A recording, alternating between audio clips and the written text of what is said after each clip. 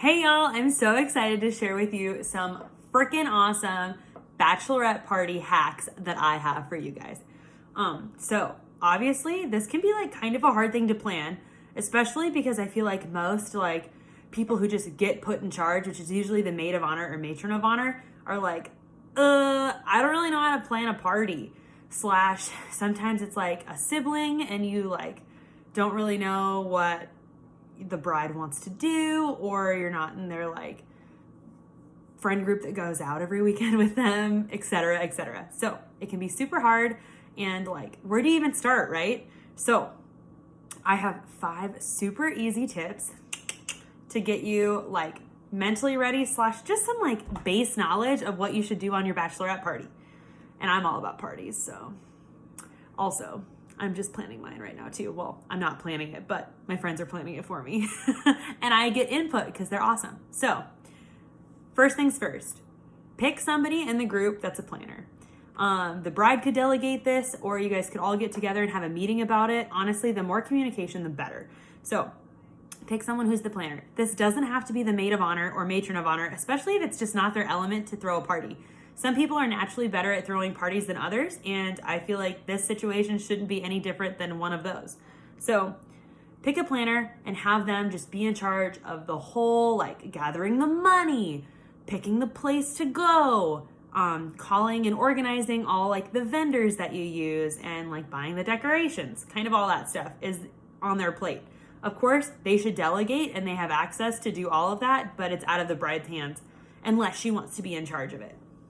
My second tip is to keep a low budget. So when people are already in your wedding, like they have to buy their dress, they have to pay for their hair and makeup.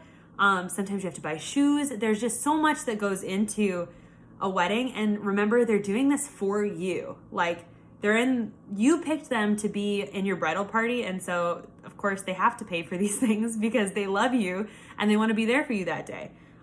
So I think it's the best choice to not make them have to pay too much for the bachelorette party.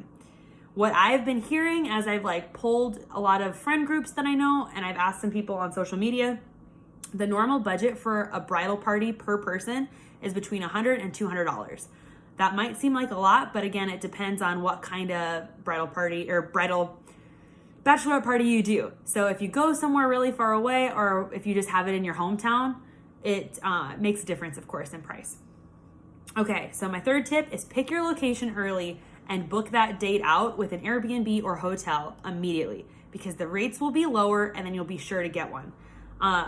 There's so many different themes and places you can go for a bachelorette party that are a lot of fun. Most of my people that I work with are out of the Midwest, and so I have some tips for Midwesterners. Okay, so you could either go to a lake, like have a lake day, go out on the town in one of the bigger cities close by, so like Omaha, Minneapolis, Lincoln, Sioux Falls, Rapid, anywhere in there. Those are super fun. Have a night on the town, maybe go axe throwing. I've had some brides in the past do like flannel and fizz, and it was like lumberjack themed, but they drank champagne and went axe throwing. So it's super cute, and you could do that like a winter theme, or you could do like a lake theme on the summer, get a little nautical. But there's really like all kinds of things you could do, or you could just have a girls' night in and do like a slumber party at a really bougie ass cute Airbnb. Highly suggest booking those out early so you get the coolest one for your girl. And it, of course, costs less because you booked it early. My fourth tip is decorations. Pick a theme that totally fits your bride. This doesn't have to be like off the wall or crazy. If they're like a basic bee, do something really cute like that. Or if they love Lizzo, or if they love Shania Twain, do like a Shania Twain night. Everybody wears cheetah print and looks like the That Don't Impress Me Much music video. There's so many things you can do and options and roads you can go down. Everybody could wear a visor and you could look like Valley Girls. Or you could be like the hot Victoria's Secret model. She's Ryan Lochte's wife. Hers was like so badass. I think she like went to Miami or something and like had a beach house. Again, this is very bougie, but you can kind of do this on a smaller scale. Or if you're bougie, do it.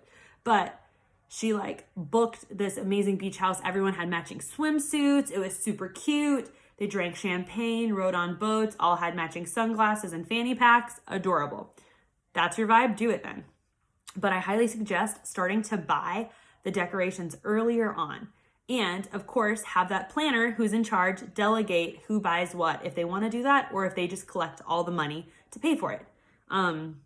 Another thing I very much suggest is having one person buy the food for the whole weekend if you're doing like a weekend in, or making sure that they know that they're in charge of paying for stuff when they go out to eat. If you go to bars or axe throwing or to an event, maybe bowling, any of that, make sure that people know exactly what they're paying for, so there's no like drama or tiffs between friends, because that's not what this is about. It's about the bride's like last fling before the ring, right?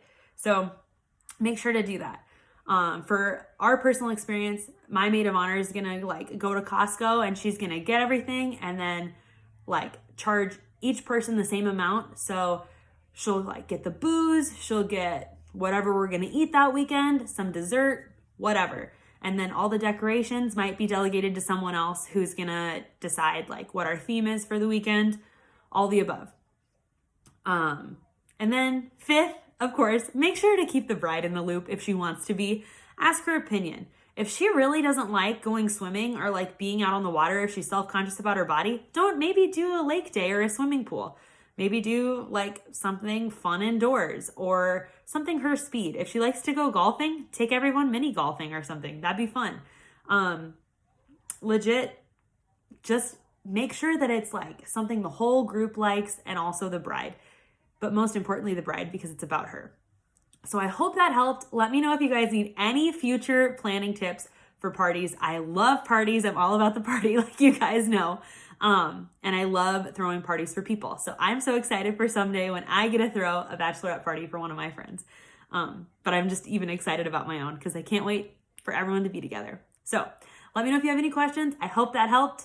And hopefully it's easier than reading a blog.